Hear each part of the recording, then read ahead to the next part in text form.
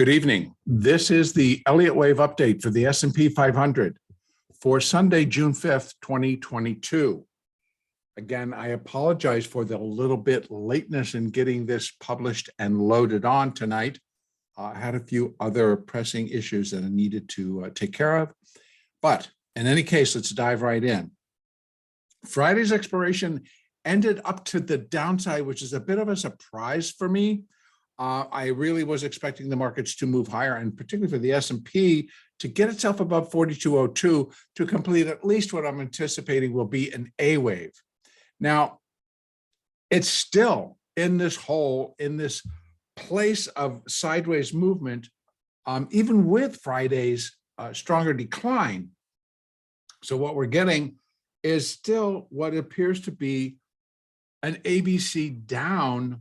Possibly here, I'm looking at on the daily, that's the A, that's the B, and now we're going to do a C wave down, but it just is still kind of in a confusing mess, let's call it. But what can it be in terms of the count as it is?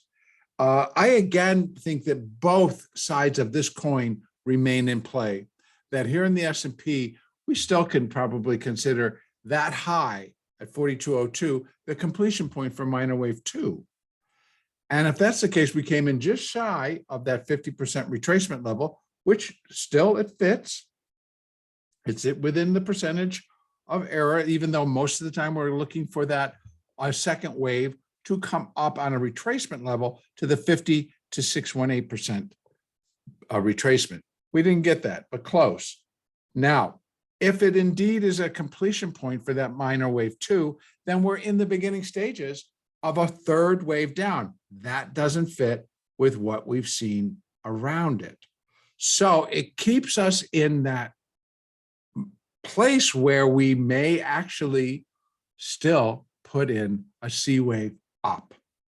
Because if this completed A, and that's going to be a little short B, hard to see. So we still have both sides of this coin. So let's take a look at what the possibilities are. Right now, the market on the daily chart is being held by the daily 50, not going above that. We got to 4178, and that would have been on Friday, and that was basically almost at the high. The high was 4189. So not pretty pictures. Now, here's what we got going on. I got some information, or it was a news story. It was actually from Zero Hedge, and they're the ones that also reported that back in March, that we had a $3.2 trillion expiration. And so what they're now saying is that the statistics that they're getting and the reports that they're getting are suggesting that the June quarterly, the June monthly expiration, which would be a quarterly, will be higher, like 3.6.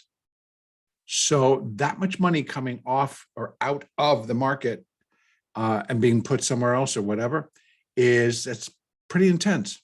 So it really tells us a lot of things. Now, I don't know to which side these bigger players that are looking to put that much money out of the market or exercise or just settle on that day, then as to what direction this is all going to end up, I don't know. Because if it's like lower levels, well, then you know what we're going to do. If it's higher levels, then you know what we're going to do. But guess what? This minor wave 2 covers both sides. So let's just say if we are indeed still in this minor 2 and it needs to go up to complete, then we are still alive for this market to turn and get itself back above that daily 50 and on up above 4220 up towards 4316. Right above all that, we have the daily 200 at 43.45. That could hold any overflow should we be reverting into an upside market. From where we are, we're looking at the capability or the possibility that the market can actually move 200 points from current trades up to that 43.16 area. So from where we are trading here up to there. Now, I want to break this down, go down to the daily. So again, this is such a strange pattern, and so is that coming off. So if I had to go look at this, it still looks more like it's a little 4. It's going to come down in a 5 and then rally. So here we are. What could it do? It's now sitting on the fence. It's only up 650 and it's just following what everybody else is pushing around.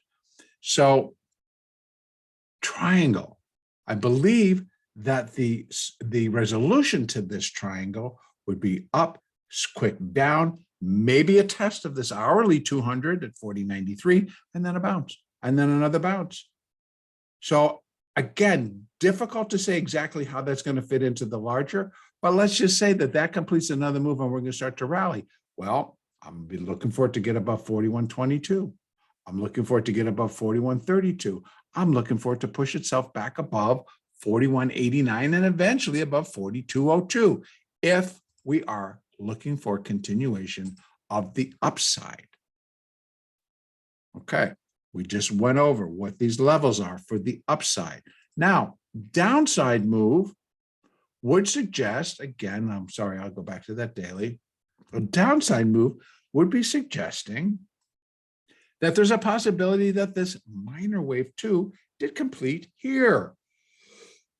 And if that's the case, then we're dropping in a possible third wave down, a third of 5. So it's a minor,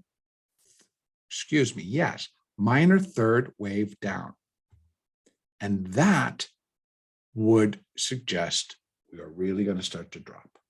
So what are we going to get our clues? First of all, we start breaking below the 20, the 8 and the 20. They're grouped together right here at about 40.85, 40.84.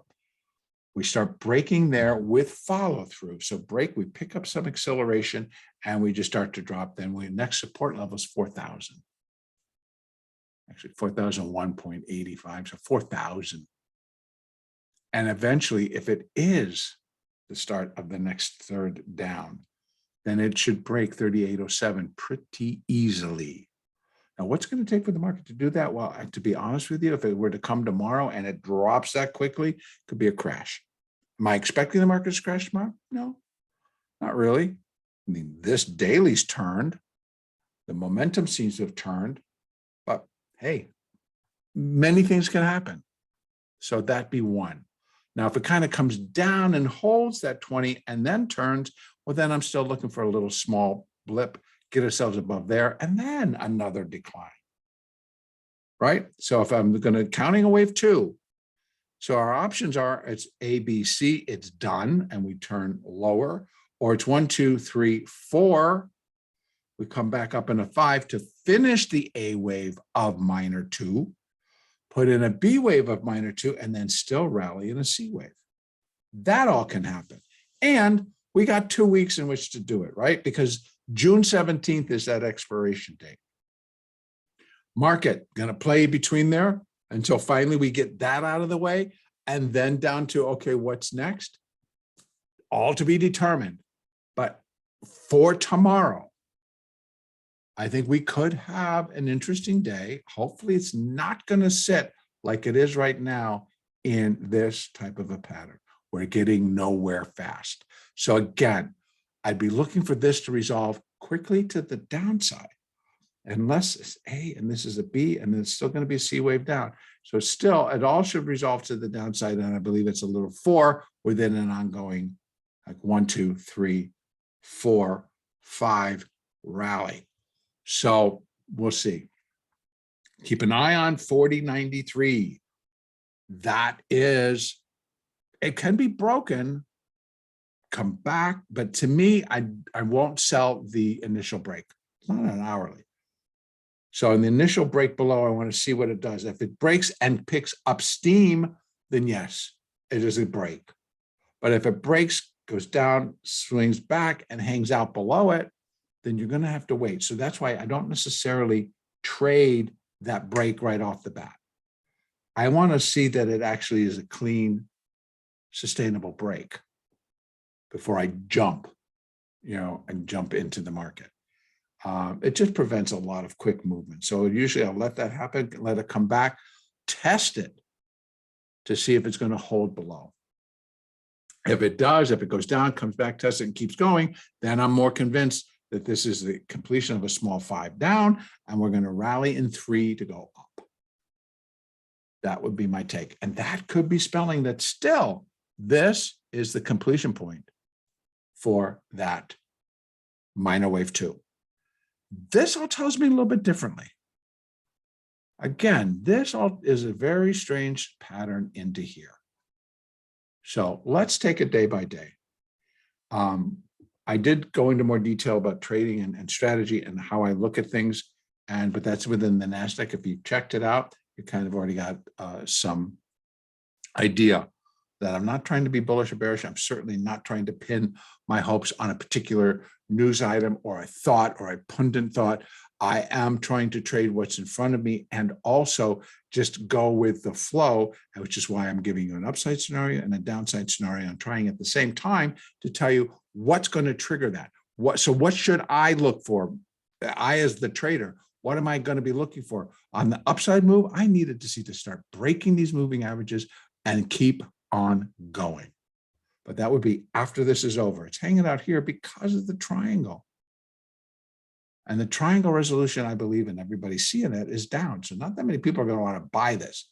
If they come in and buy it, then they're going to have to show that they need to get up here and start breaking knees. That would tell me this move is over. And if it does it straight out of the gate, it's going to make it very strange. Could be a little C wave up, and then it's still a down. I don't know. Very strange little pattern. And then downside again. Be careful around that hourly 200. That's where we're going to leave it. So we have both an upside and a downside scenario. And if they really progress in that direction, what we need to see. If it's going to progress to the downside, it needs to get down here, break through it, and keep on going. And if it does that, then we have 4,000 would be our next support. We have some price support at like 70. We have some additional price support at 85. Where these lows are, right there at the 20, which is 40.84, is on the daily 20. So if it starts breaking the daily 20 and that hourly 200, well, we're now pushing ourselves into trouble. Then they're going to be looking for 4,000. All right, I'm going to leave it right there. Our next update will be on Tuesday, January the 6th. June the 6th.